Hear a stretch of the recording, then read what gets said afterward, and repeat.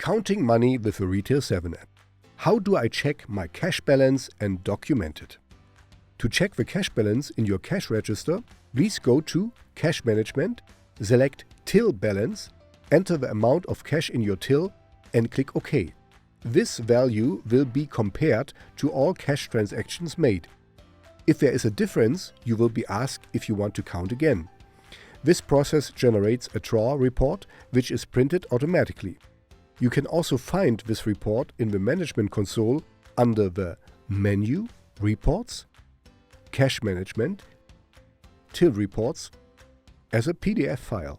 In order to be able to create a Z-Report, the counting of a cash balance is obligatory. Therefore, the process is started automatically when the POS Z-Report is initiated.